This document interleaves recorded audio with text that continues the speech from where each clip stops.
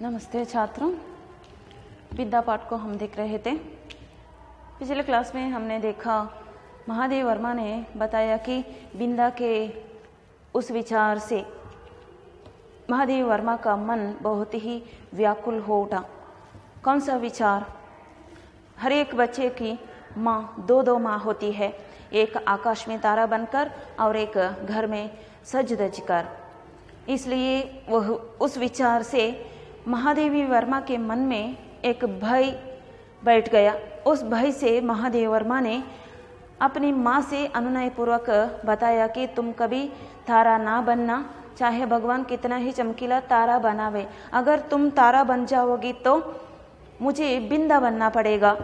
यहाँ पर जो नई अम्मा आ जाएगी और मेरा दूध बिस्किट जलेबी सब वह बंद कर देगी, मेरी परिस्थिति बिंदा जैसी हो जाएगी। इसलिए तुम कभी भी मुझे छोड़कर ना जाना। इस तरह से महादेवी वर्मा ने उस रात अपनी माँ से बताया और अपनी माँ के कपड़े का जो छोर है या धोती का छोर है उसे मुट्ठी में दबाकर उस रात महादेवी वर्मा सो पाई थी, ताकि मेरी माँ मुझे छोड़कर कहीं मत जाए।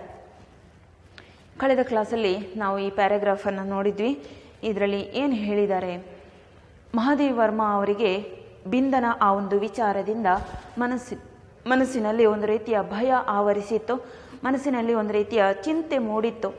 ಯಾವ ವಿಚಾರದಿಂದ? ಬಿಂದ ಹೇಳಿದ್ಲು ನಕ್ಷತ್ರವಾಗ್ತಾರೆ. ಯಾರು ನಕ್ಷತ್ರ ಆಗ್ತಾರೆ?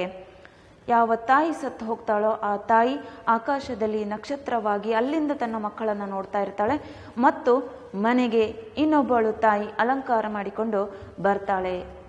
ಈ ವಿಚಾರವನ್ನು ಕೇಳಿ ಮಹಾದೇವಿ ವರ್ಮಾ ಅವರಿಗೆ ತುಂಬ ಭಯ ಉಂಟಾಗಿತ್ತು. ಹಾಗಾಗಿ ಅವತ್ತು ಅವರು ತನ್ನ ತಾಯಿ ಹತ್ರ ಒಂದು ಪ್ರಶ್ನೆ ಮಾಡ್ತಾರೆ. ಅನುನಯ ಪೂರ್ವಕ ಕಹ ತುಮ್ ಕಭಿ ತಾರಾ ನಾ ಬನ್ನ, ಚಾಹೆ ಭಗವಾನ್ ಕಿತ್ನಾ ಹಿ ಚಮಕೀಲಾ ತಾರಾ ಬನಾವೆ. ಅಮ್ಮನ ಹತ್ರ ಮಹಾದೇವಿ ವರ್ಮಾ ಅವರು ಹೇಳ್ತಾರೆ, ಅಮ್ಮ ನೀನು ಯಾವತ್ತೂ ನಕ್ಷತ್ರ ಆಗಲಿಕ್ಕೆ ಹೋಗಬೇಡ. ದೇವರು ನಿನ್ನನ್ನು ಎಷ್ಟೇ ಹೊಳೆಯುವ ನಕ್ಷತ್ರವನ್ನಾಗಿ ಮಾಡ್ತೀನಿ ಅಂತ ಹೇಳಿದರೂ ಸಹ ನೀನು ಅದಕ್ಕೆ ಒಪ್ಪಿಕೊಳ್ಬೇಡ. ಯಾಕೆ ಒಪ್ಪಿಕೊಳ್ಬೇಡ? ಮುಂದೆ ಹೇಳ್ತಾರೆ, ಮಾ ಬೇಚಾರಿ ಮೇರಿ ವಿಚಿತ್ರ ಮುದ್ರಾ ಪರ್ ವಿಸ್ಮಿತ್ ಹೋಕರ್ ಕುಚ್ ಬೋಲ್ ಬಿ ನಾ ಪಾಯಿ ಥಿ. ಆದರೆ ತಾಯಿಗೆ ಮಗಳ ಈ ಪ್ರಶ್ನೆಯಿಂದ ಅರ್ಥ ಆಗಲಿಲ್ಲ. ಮಗಳು ಯಾಕೆ ಈ ರೀತಿಯ ಪ್ರಶ್ನೆ ಮಾಡ್ತಾ ಇದ್ದಾಳೆ? ನಾನು ನಕ್ಷತ್ರವಾಗಿ ಹೋಗುವುದಾ? ಇದೇನು ವಿಚಾರ ಅಂಥೇಳಿ ತಾಯಿ ಮಹಾದೇವಿ ವರ್ಮಾ ಅವರ ತಾಯಿ ಆಶ್ಚರ್ಯದಿಂದ ಮಗಳ ಮುಖವನ್ನು ನೋಡ್ತಾ ಏನೋ ಹೇಳಬೇಕು ಅಂತೇಳಿ ಹೊರಡ್ತಾರೆ. ಅಷ್ಟರೊಳಗೆ ಮಗಳು ಅಂದರೆ ಮಹಾದೇವಿ ವರ್ಮಾ ಅವರೇ ಹೇಳ್ತಾರೆ ಅಮ್ಮನಲ್ಲಿ, ನಹಿ ತೋ पंडित एंड चाची जैसी नई अम्मा पालकी में बैठकर आ जाएगी और फिर मेरा दूध जलेबी बिस्कुट सब बंद हो जाएगा. ಆಗ ಮಹಾದೇವಿ ವರ್ಮಾ ಅವರೇ ಉತ್ತರ ಕೊಡ್ತಾರೆ, ಒಂದು ವೇಳೆ ನೀನು ನಕ್ಷತ್ರವಾಗಿ ಬಿಟ್ಟರೆ ಇಲ್ಲಿ ಮನೆಗೆ ಪಂಡಿತ ಎನ್ ಚಾಚಿಯಂತಹ ಹೊಸ ಅಮ್ಮ ಈ ಮನೆಗೆ ಬರಬಹುದು ಮತ್ತು ನನಗೆ ಇಷ್ಟರವರೆಗೆ ನೀನು ಕೊಡ್ತಾ ಇರುವಂತಹ ಹಾಲೇನಿದೆ ಅಥವಾ ಬೇರೆ ಬೇರೆ ತಿಂಡಿಗಳು ಏನಿದ್ದಾವೆ ಇದೆಲ್ಲ ಬಂದಾಗಬಹುದು. ಅಂದರೆ ನನಗೆ ಸಿಗಲಿಕ್ಕಿಲ್ಲ. ಬರುವಂತಹ ಹೊಸ ತಾಯಿ ಪಂಡಿತ ಎನ್ ಚಾಚಿಯಂತಹ ತಾಯಿ ನನಗೆ ಯಾವುದನ್ನು ಕೊಡಲಿಕ್ಕಿಲ್ಲ. ನಾನು ಹಸಿವೆಯಿಂದ ಇರಬೇಕಾದೀತು ಮತ್ತು ನನ್ನ ಪರಿಸ್ಥಿತಿ ಯಾವ ರೀತಿಯದ್ದಾಗಿರಬಹುದು. ಮುಜೆ ಬಿಂದ ಬನ್ನ ಪಡೇಗ, ನನ್ನ ಸ್ಥಿತಿ ಬಿಂದನಂತೆ ಆಗಬಹುದು. ಹಾಗಾಗಿ ನೀನು ಯಾವತ್ತೂ ನಕ್ಷತ್ರ ಆಗಲಿಕ್ಕೆ ಹೋಗಬೇಡ ಅಂಥೇಳಿ ಮಹಾದೇವಿ ವರ್ಮಾ ಅವರು ತನ್ನ ತಾಯಿಯಲ್ಲಿ ಹೇಳ್ತಾರೆ. ಮಾँ का उत्तर मुझे स्मरण नहीं पर इतना याद है कि ತಾಯಿ ಅದಕ್ಕೆ ನನ್ನ ಈ ಒಂದು ವಿಚಾರದಿಂದ ವಾಪಸ್ ತಾಯಿ ಏನು ಉತ್ತರ ಕೊಟ್ಟರು ಅದು ನನಗೆ ನೆನಪಿಲ್ಲ. ಆದರೆ ಅವತ್ತಿನ ರಾತ್ರಿ ನನಗೆ ಎಷ್ಟೊಂದು ಮನಸ್ಸಿಗೆ ಬೇಸರ ಅಥವಾ ಒಂದು ರೀತಿಯ ಗೊಂದಲ, ಚಿಂತೆ, ಭಯ ಉಂಟಾಗಿತ್ತು ಅಂತ ಹೇಳಿದರೆ ನಾನು ಅವತ್ತಿನ ರಾತ್ರಿ ಎಲ್ಲಿ ತನ್ನ ತಾಯಿ ತನ್ನನ್ನು ಬಿಟ್ಟು ಹೋಗ್ತಾಳೋ ಅನ್ನುವ ಭಯದಿಂದ ತಾಯಿಯ ಸೀರೆಯ ತುದಿಯನ್ನು ಗಟ್ಟಿಯಾಗಿ ಮುಷ್ಟಿಯಲ್ಲಿ ಹಿಡ್ಕೊಂಡು ನಾನು ಮಲಗಿದ್ದೆ. ಉಸ್ ರಾತ್ ಉಸ್ಕಿ ಧೋತಿ ಕಾ ಚೋರ್, ಧೋತಿ ಅಂದರೆ ಅವಳು ಉಟ್ಟಂತಹ ಸೀರೆ, ಅದರ ಚೋರ್ ಅಂದರೆ ಸೀರೆಯ ತುದಿ, ಸೆರಗಿನ ತುದಿಯನ್ನು ಮುಟ್ಟಿ ಮೇ ದಬಾಕರ್, ಮುಷ್ಟಿಯಲ್ಲಿ ಗಟ್ಟಿಯಾಗಿ ಭದ್ರವಾಗಿ ಹಿಡ್ಕೊಂಡು ತಾನು ಆ ರಾತ್ರಿ ಮಲಗಿದ್ದೆ. ಕಾರಣ ತಾಯಿ ತನ್ನನ್ನು ಬಿಟ್ಟು ಹೋಗೋದು ಬೇಡ, ಆಕಾಶದಲ್ಲಿ ನಕ್ಷತ್ರವಾಗೋದು ಬೇಡ ಅನ್ನುವ ಒಂದು ಭಯದಿಂದ. आगे का पैराग्राफ देखते हैं. बिंदा के अपराध तो मेरे लिए अज्ञात थे, पर पंडिताइन चाची के न्यायालय से मिलने वाले दंड के सब रूपों से मैं परिचित हो चुकी थी। बिंदा के अपराध तो मेरे लिए अज्ञात थे। अज्ञात मतलब मालूम नहीं थे। बिंदा क्या अपराध करती है, क्या कसूर है उसका, यह मुझे पता नहीं। वह घर पर क्या अपराध करती है, क्या गलती करती है, यह मुझे पता नहीं। मैंने जब उस विचार के बारे में समझने का प्रयत्न किया तो भी मुझे समझ में नहीं आया क्या नटखटपन, क्या अपराध दिखाती है, करती है बिंदा अपने घर में। पर पंडिताइन चाची के न्यायालय से मिलने वाले सभी दंड से, सभी रूपों से मैं परिचित हो चुकी थी। अपराध क्या है बिंदा का वह मुझे पता नहीं, लेकिन बिंदा को क्या सजा मिलती है पंडिताइन चाची के हाथों से, वह उन सभी सजाओं से, उन सभी दंड से मैं परिचित हूँ। मुझे मालूम है कि पंडिताइन चाची क्या क्या दंड देती है बिंदा को। मैंने सब उन दंडों को या उस सजा को मैंने अपने आंखों से देखा था। क्या क्या दंड देती है बिंदा को पंडिताइन चाची। गर्मी की दोपहर में मैंने बिंदा को आंगन की जलती धरती पर बार बार पैर उठाते और रखते हुए घंटों खड़े देखा था। एक दंड है, एक सजा पंडिताइन चाची बिंदा को देती है। क्या सजा? गर्मी की दोपहर में, गर्मी के समय में, दोपहर के समय 1 घंटे या 2 घंटे, दोपहर 1 बजे या 2 बजे बिंदा को आंगन की जलती धरती पर, आंगन, घर के आंगन जो धरती जल रही है, सूर्य के ताप के कारण वह धरती बहुत ही जल रही है। हम नीचे धरती पर पैर, नंगा पैर बिना चप्पल के हम नहीं रख सकते, बिना जूते के हम अपने पैरों को धरती पर नहीं रख सकते। उतनी गर्मी है, उतनी जल रही है धरती। फिर भी बिंदा को उस जलती धरती पर बिना जूते के वहाँ दोपहर आंगन में एक पैर पर खड़े होने का जो दंड है उसे भुगतते हुए मैंने देखा था। आंगन की जलती धरती पर बार बार पैर उठाते और रखते हुए घंटों खड़े देखा था। बार बार पैर उठाते हुए, पैर रखते, पैर उठाते हुए। क्यों पैर उठाना, क्यों पैर रखना? क्योंकि पैर नहीं रख सकते धरती पर, उतनी जल रही है धरती। लेकिन बिंदा को सजा क्या है? वही सजा है उस जलती धरती पर बिना जूते के नंगे पांव या नंगे पैर रखना। 1 घंटे या 2 घंटे उस ताप से, उस ताप भरित धरती पर वैसा रहना, वह बिंदा को एक सजा है पंडिताइन चाची के द्वारा। उस सजा को बिंदा भुगतने का दृश्य महादेवी वर्मा ने अपने आंखों से देखा, लेकिन किस अपराध के लिए वह सजा, यह तो मालूम नहीं। चौके के खंभे से दिन भर बंधा पाया था और भूख से मुरझाए मुख के साथ पहाड़ों नई अम्मा और खटोले में सोते मोहन पर पंखा झलते देखा था। और दूसरी सजा है, चौके के खंभे से दिन भर बंधा पाया था, बांध देना, बंदी बना देना। कहाँ पर? चौके के खंभे से। चौके पर एक खंभा है, उस खंभे से बांधना, बिंदा को बांध देना और खाने के लिए कुछ नहीं देना। दिन भर सुबह से शाम तक उस खंभे से बांध देना और खाने के लिए कुछ नहीं देना, भूखा रखना। यह दूसरी सजा है। यह भी महादेव वर्मा ने देखा था। और भूख से मुरझाए मुख के साथ, भूख से मुरझाए, खाने के लिए कुछ ना मिलने के कारण पंडिताइन उसे खाने के लिए कुछ नहीं देते। इस कारण से भूखे से, मुरझाए मुख के साथ, मुरझाना, सूखा हुआ मुख, भूख के कारण बहुत ही उदास सूखा हुआ है बिंदा का चेहरा, उस चेहरे के साथ भूखे और मुरझाए मुख के साथ पहाड़ों बहुत समय तक नई अम्मा और खटोले में सोते मोहन पर पंखा जलना। खटोला मतलब स्मॉल कॉट, उस कॉट पर मोहन, छोटा बच्चा मोहन भी सो रहा है। पंडिताइन चाची और उस मोहन को, दोनों को पंखा जलने का एक दृश्य, वह भी सजा है बिंदा को। यह दृश्य महादेव वर्मा ने भी देखा था। उसे अपराध का ही नहीं, अपराध के अभाव का भी दंड सहना पड़ता था।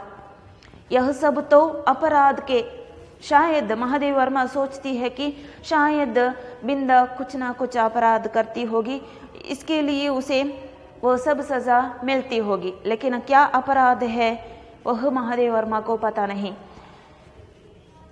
लेकिन कभी कभी अपराध का ही नहीं, बिंदा कोई अपराध नहीं करती थी, फिर भी उसे सजा मिलती थी। अब उसे अपराध का ही नहीं, अपराध के अभाव का भी दंड सहना पड़ता था। किसी और ने कुछ अपराध किया तो भी सजा बिंदा को ही मिलती थी, दंड बिंदा को ही मिलता था। किसी और ने कोई अपराध किया तो भी सजा बिंदा को ही भुगतना पड़ता था। क्या अपराध है? उसे अपराध का ही नहीं, अपराध के अभाव का भी दंड सहना पड़ता था। कि इसी से पंडित जी की थाली में पंडिताइन चाची का ही काला मोटा और घुंघराला बाल निकलने पर भी दंड बिंदा को मिला। किसी और ने अपराध किया लेकिन सजा बिंदा को ही भुगतना पड़ता है। एक दिन क्या हुआ, एक दिन जब पंडित बिंदा के पिता खाने के लिए, भोजन करने के लिए बैठे थे, तो उनके भोजन की थाली में पंडिताइन चाची का मोटा घुंघराला बाल मिल गया। आप लोगों को पता है जो बुजुर्ग हैं वे जब खाते समय उनकी थाली में कोई बाल मिले तो वे भोजन छोड़ के चले जाते हैं, उठ जाते हैं, क्योंकि हमारे स्वास्थ्य के दृष्टि से हमारे खाने में बाल नहीं मिलना चाहिए। अगर वह बाल भोजन के साथ हमारे पेट में जाएगा तो हमारा स्वास्थ्य बिगड़ जाएगा। इस कारण से भोजन में बाल नहीं मिलना चाहिए। जब पंडित भोजन करने के लिए बैठे थे तो उनकी भोजन की थाली में पंडिताइन चाची का मोटा काला घुंघराला बाल, घुंघराला कर्ली हेयर, वह मिला। लेकिन उसकी सजा किसको मिली? बिंदा को मिली। सब लोगों ने समझा कि बिंदा का ही बाल है। काला मोटा और घुंघराला बाल निकलने पर भी दंड बिंदा को ही मिला। ಈ ಪ್ಯಾರಾಗ್ರಾಫ್ ಅಲ್ಲಿ ಮಹಾದೇವಿ ವರ್ಮ ಅವರು ಹೇಳಿರುವಂಥದ್ದು, ಬಿಂದಾ ಯಾವ ಅಪರಾಧವನ್ನು ಮಾಡ್ತಾಳೆ ಅನ್ನುವಂಥದ್ದು ಯಾವತ್ತೂ ಮಹಾದೇವಿ ವರ್ಮ ಅವರಿಗೆ ಗೊತ್ತಾಗಲಿಲ್ಲ, ಅಥವಾ ಅವರು ತಮ್ಮ ಕಣ್ಣಾರೆ ನೋಡಲಿಲ್ಲ. ಬಿಂದಾ ಏನೋ ತಪ್ಪು ಮಾಡಿದಾಳೆ, ಯಾವುದೋ ಅಪರಾಧ ಮಾಡಿದಾಳೆ, ಇದನ್ನು ಯಾವತ್ತೂ ಮಹಾದೇವಿ ವರ್ಮ ಅವರು ನೋಡಿರಲಿಲ್ಲ. ಅದನ್ನು ತಿಳ್ಕೊಳ್ಳೋ ಪ್ರಯತ್ನ ಪಟ್ಟರು ಅವರು. ಬಿಂದಾ ಏನು ತಪ್ಪು ಮಾಡ್ತಾ ಇದ್ದಾಳೆ, ಏನು ಅಪರಾಧ ಮಾಡ್ತಾ ಇದ್ದಾಳೆ, ಅವಳಿಗೆ ಯಾಕೆ ಯಾವಾಗಲೂ ಶಿಕ್ಷೆ ಸಿಗ್ತಾ ಇದೆ, ಇದನ್ನು ತಿಳ್ಕೊಳ್ಳೋ ಪ್ರಯತ್ನವನ್ನು ಮಾಡಿದರು. ಆದರೆ ಯಾವತ್ತೂ ಅವರಿಗೆ ಗೊತ್ತಾಗಲಿಲ್ಲ, ಕಾಣಲಿಲ್ಲ ಬಿಂದಾ ಏನು ತಪ್ಪು ಮಾಡ್ತಾ ಇದ್ಲು, ಏನು ಅಪರಾಧ ಮಾಡ್ತಾ ಇದ್ಲು ಅನ್ನುವಂಥದ್ದು. ಆದರೆ ಅವಳಿಗೆ ಸಿಗುವಂತಹ ಶಿಕ್ಷೆ ಇದು ಮಹಾದೇವಿ ವರ್ಮ ಅವರಿಗೆ ಚೆನ್ನಾಗಿ ಗೊತ್ತಿತ್ತು. ಪಂಡಿತಾಯನ್ ಚಾಚಿಯ ನ್ಯಾಯಾಲಯದಿಂದ ಸಿಗುವಂತಹ ಎಲ್ಲ ರೀತಿಯ ಶಿಕ್ಷೆಯ ಬಗ್ಗೆ ಮಹಾದೇವಿ ವರ್ಮ ಅವರು ಪರಿಚಿತರಾಗಿದ್ದರು. ಏನೆಲ್ಲ ಶಿಕ್ಷೆ ಕೊಡ್ತಾ ಇದ್ರು ಪಂಡಿತಾಯನ್ ಚಾಚಿ ಬಿಂದನಿಗೆ? ಮಧ್ಯಾಹ್ನದ ಹೊತ್ತು ಅಥವಾ ಬೇಸಿಗೆಯ ಕಾಲದಲ್ಲಿ ಬಿಸಿಲಿನ ತಾಪ ತುಂಬ ಇರ್ತದೆ, ಬಿಸಿಲಿರ್ತದೆ, ವಿಪರೀತ ಬಿಸಿಲು, ಈ ಭೂಮಿ ಸುಡ್ತಾ ಇರ್ತದೆ. ಭೂಮಿಯ ಮೇಲೆ ನಾವು ನಮ್ಮ ಬರಿಗಾಲನ್ನು ಇಡಲಿಕ್ಕೆ ಸಾಧ್ಯ ಇಲ್ಲ, ಕಾಲು ಸುಡ್ತದೆ. ಅಂತಹ ಸಮಯದಲ್ಲಿ ಬಿಂದನನ್ನು ಮಧ್ಯಾಹ್ನದ ಹೊತ್ತು ಬರಿಗಾಲಲ್ಲಿ ಅವಳನ್ನು 1-2 ಗಂಟೆ ಆ ಬಿಸಿಲಿನಲ್ಲಿ ಅಂಗಳದಲ್ಲಿ ನಿಲ್ಲಿಸುವಂತಹ ಒಂದು ಶಿಕ್ಷೆಯನ್ನು ಕೊಡ್ತಾ ಇದ್ರು. ಆ ರೀತಿ ಅವಳು ಅಂಗಳದಲ್ಲಿ ಸುಡುವ ಬಿಸಿಲಿಗೆ ಕಾಲನ್ನು ಆ ನೆಲದ ಮೇಲೆ, ಭೂಮಿಯ ಮೇಲೆ ಇಡಲಾಗದೆ ಅವಳು ಆಗಾಗ ಅದನ್ನು ಎತ್ತಿಡುವಂತಹ ಒಂದು ದೃಶ್ಯವನ್ನು ಮಹಾದೇವಿ ವರ್ಮ ಅವರು ಕಣ್ಣಾರೆ ಕಂಡಿದ್ರು. ಇದೊಂದು ಶಿಕ್ಷೆ ಅವಳಿಗೆ ಕೊಡ್ತಾ ಇದ್ರು. ಇನ್ನೊಂದು ಶಿಕ್ಷೆ ಏನು, ಚೌಕಿಗೆ ಕಂಬೆ ಸೆ ದಿನ್ ದಿನ್ ಭರ್ ಬಂದಾ ಪಾಯ ಥಾ. ಅವರ ಚಾವಡಿಯಲ್ಲಿ ಇರುವಂತಹ ಒಂದು ಕಂಬ, ಅದಕ್ಕೆ ಅವಳನ್ನ ದಿನವಿಡೀ ಕಟ್ಟಿ ಹಾಕ್ತಾ ಇದ್ರು. ಅವಳನ್ನ ಹಸಿವಿನಿಂದ ಇರಿಸ್ತಾ ಇದ್ರು. ದಿನವಿಡೀ ಅವಳಿಗೆ ತಿನ್ಲಿಕ್ಕೆ ಏನನ್ನೂ ಕೊಡದೆ ಹಸಿವಿನಿಂದ ಅವಳನ್ನ ಕಂಬಕ್ಕೆ ಕಟ್ಟಿ ಹಾಕುವಂತಹ ಒಂದು ಶಿಕ್ಷೆಯನ್ನು ಕೊಡ್ತಾ ಇದ್ರು. ಭೂಕ್ ಸಿ ಮುರ್ಜಾಯೆ ಮುಖಕ್ಕೆ ಸಾತ್. ಹಸಿವೆಯಿಂದ ಕಂಗಾಲಾಗಿರುವಂತಹ, ಮುದುಡಿ ಹೋದಂತಹ ಮುಖ, ಹಸಿವೆಯಿಂದ ಕಂಗಾಲಾಗಿರುವಂತಹ ಬಿಂದ ದಿನವಿಡೀ ಅಥವಾ ಕೆಲವು ಗಂಟೆಗಳ ಕಾಲ ಪಂಡಿತನ್ ಚಾಚಿ ಮತ್ತು ಅವಳ ಮಗ, ಸಣ್ಣ ಮಗ ಮೋಹನ್ ಅವರಿಗಿಬ್ಬರಿಗೂ ಸಹ ಬೀಸಣಿಗೆಯಲ್ಲಿ ಗಾಳಿ ಬೀಸ್ತಾ ಕೂತ್ಕೊಳ್ಳುವಂತಹ ಒಂದು ಪರಿಸ್ಥಿತಿ ಅವಳಿಗೆ ಬರ್ತಿತ್ತು. ಆ ಶಿಕ್ಷೆಯನ್ನ ಅವಳಿಗೆ ಕೊಡ್ತಾ ಇದ್ರು ಪಂಡಿತಾಯನ್ ಚಾಚಿ, ಬಿಂದನ ಹೊಸ ಅಮ್ಮ. पंखा जलते देखा था, उसे अपराध का ही नहीं अपराध के अभाव का भी दंड सहना पड़ता था. ಬಿಂದನಿಗೆ, ಅವಳಿಗೆ ಬಹುಶಃ ಇದೆಲ್ಲ ಅವಳೇನೋ ತಪ್ಪು ಮಾಡಿರ್ಬೋದು, ಅಪರಾಧ ಮಾಡಿರ್ಬೋದು, ಅದಕ್ಕೋಸ್ಕರ ಈ ಎಲ್ಲ ಶಿಕ್ಷೆಯನ್ನು ಕೊಡ್ತಾ ಇರ್ಬೋದು ಅಂಥೇಳಿ ಮಹಾದೇವಿ ವರ್ಮ ಅವರು ಅಂದುಕೊಂಡಿದ್ರು. ಆದರೆ ಒಂದು ಸಲ ಏನಾಯಿತು, ಅಪರಾಧ ಬೇರೆ ಯಾರೋ ಮಾಡಿದ್ರು, ಅದಕ್ಕೆ ಶಿಕ್ಷೆ ಯಾರಿಗೆ ಸಿಕ್ತಿತ್ತು, ಬಿಂದನಿಗೆ ಸಿಕ್ತಿತ್ತು. ಅಪರಾಧ ಕಾ ಹಿ ನಹಿ ಅಪರಾಧ ಕೆ ಅಭಾವ್ ಕಾ ಭಿ. ಅಪರಾಧದ ಕೊರತೆ, ಅಭಾವ್ ಅಂದರೆ ಕೊರತೆ, ಅಂದರೆ ಅಪರಾಧ ಯಾರೋ ಮಾಡೋದು, ತಪ್ಪು ಯಾರೋ ಮಾಡಿದ್ದು, ಆದರೆ ಆ ತಪ್ಪಿಗೆ ಶಿಕ್ಷೆ ಯಾರು ಅನುಭವಿಸಬೇಕು, ಬಿಂದನೆ ಅನುಭವಿಸಬೇಕಾಗಿತ್ತು. ಒಂದು ದಿವಸ ಏನಾಯಿತು, ಬಿಂದನ ತಂದೆ ಪಂಡಿತರು ಮಧ್ಯಾಹ್ನದ ಹೊತ್ತು ಊಟಕ್ಕೆ ಕೂತಿದ್ರು. ಆವಾಗ ಅವರ ಊಟದ ಬಟ್ಟಲಿನಲ್ಲಿ ಒಂದು ಕಪ್ಪನೆಯ ಮತ್ತು ಗುಂಗುರಾಗಿರುವಂತಹ ಕೂದಲು ಸಿಕ್ಕಿತು. ನಿಮಗೆ ಗೊತ್ತಿದೆ, ಈ ಕೂದಲು ಮೊದಲೆಲ್ಲ ನಮ್ಮ ಹಿರಿಯರು ಊಟದಲ್ಲಿ ಕೂದಲು ಸಿಕ್ಕಿದ್ರೆ ಏನು ಮಾಡ್ತಾರೆ, ಅವರು ಊಟವನ್ನು ಬಿಟ್ಟು ಎದ್ದು ಹೋಗ್ತಾರೆ. ಕಾರಣ ಏನು? ಕಾರಣ ಆ ಕೂದಲು ಊಟದ ಜೊತೆಗೆ ನಮ್ಮ ಹೊಟ್ಟೆಗೆ ಹೋದರೆ ಏನಾಗ್ತದೆ, ನಮ್ಮ ಆರೋಗ್ಯ ಕೆಡ್ತದೆ. ಈ ಒಂದು ದೃಷ್ಟಿಯಿಂದ ಹಿರಿಯರು ಮಾಡಿದಂತಹ ಒಂದು ನಿಯಮ ಏನು ಅಂತ ಹೇಳಿದರೆ, ನಮ್ಮ ಊಟದಲ್ಲಿ ಅಥವಾ ನಾವು ತಿನ್ನುವಂತಹ ಯಾವುದೇ ಆಹಾರದಲ್ಲಿ ಕೂದಲು ಇರಬಾರ್ದು, ಸಿಗಬಾರ್ದು ಅಂತಹ ಒಂದು ಎಚ್ಚರಿಕೆಯನ್ನು ನಾವು ವಹಿಸಿಕೊಳ್ಬೇಕು, ಕೂದಲು ಬೀಳದ ಹಾಗೆ. ಆದರೆ ಇಲ್ಲಿ ಈಗ ಏನಾಯಿತು, ಬಿಂದನ ತಂದೆಯ ಊಟದ ತಟ್ಟೆಯಲ್ಲಿ ಕೂದಲು ಸಿಕ್ಕಿತು, ಪಂಡಿತನ್ ಚಾಚಿಯ ಕೂದಲು. ಆದರೆ ಎಲ್ಲರೂ ಅದನ್ನು ಏನಂದುಕೊಂಡ್ರು, ಬಿಂದನ ಕೂದಲು ಸಿಕ್ಕಿದೆ ಅಂಥೇಳಿ. ಅದಕ್ಕೆ ಅವಳಿಗೆ ಶಿಕ್ಷೆ ಲಭಿಸಿತು. ಪಂಡಿತನ್ ಚಾಚಿಯ ತಪ್ಪು, ಆದರೆ ಶಿಕ್ಷೆ ಅನುಭವಿಸಿದ್ದು ಬಿಂದ. ಅದಕ್ಕೆ ಹೇಳಿದ್ದು ಅಪರಾಧ ಕಾ ಹಿ ನಹಿ ಅಪರಾಧ ಕಾ ಅಭಾವ್ ಕಾ ಭಿ ದಂಡ ಬಿಂದ ಕೋ ಹಿ ಸಹನಾ ಪಡ್ತಾ ಥಾ. ಏನು ಮಾಡಿದ್ರು, ಅವಳಿಗೆ ಏನು ಶಿಕ್ಷೆ ಕೊಟ್ಟರು, उसके छोटे छोटे हाथों से धुल ना सकने वाले उलझे तेलहीन बाल भी अपने स्वाभाविक भूरेपन और कोमलता के कारण मुझे बड़े अच्छे लगते थे.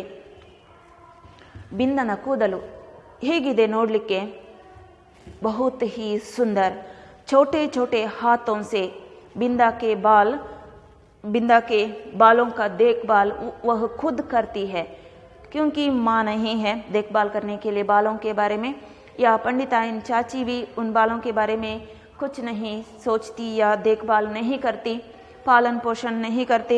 इस कारण से अपने छोटे छोटे हाथों से धुल ना सकने वाले उतने घने बाल, सुंदर बाल, स्वाभाविक भूरेपन के कारण बहुत ही सुंदर बाल बिंदा के हैं. छोटे छोटे हाथों से धुल ना सकने वाले उलझे तेलहीन बाल, उलझे हुए हैं बाल, अस्त व्यस्त हैं बाल, और तेलहीन, किसी ने भी बिंदा के बालों को मालिश, तेल लगाकर मालिश नहीं की.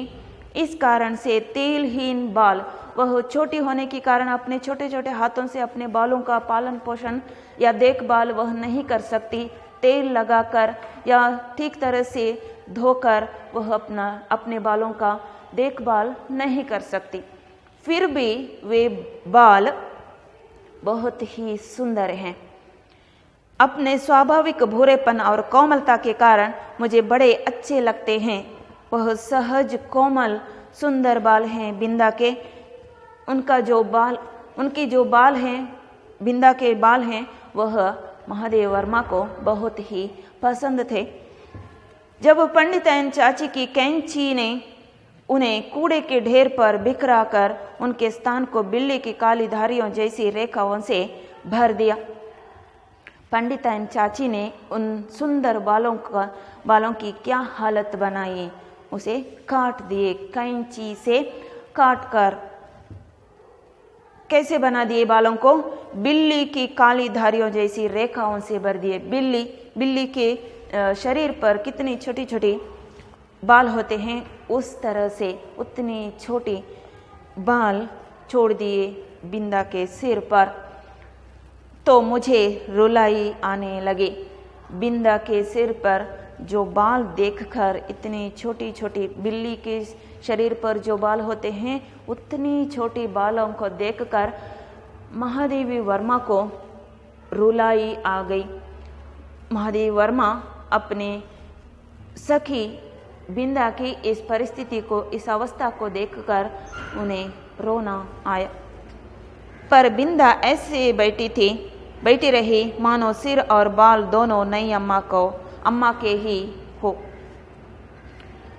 लेकिन बिंदा कैसी बैठी थी? जब पंडितायन चाची कैंची से बिंदा के सिर पर जो सुंदर बाल हैं, घने बाल हैं, स्वाभाविक कोमलता से भरे हुए बाल, उन बालों को पंडितायन चाची अपनी कैंची से काट रही थी, तो महादेवी वर्मा को रुलाई आ गई। लेकिन बिंदा कैसी बैठी थी? वह मुझसे कोई संबंध नहीं है, उन बालों का मुझसे कोई संबंध नहीं है, वे बाल सब पंडितायन चाची के ही हैं। ऐसा निराश होकर जीवन में कोई ही उत्साह नहीं है।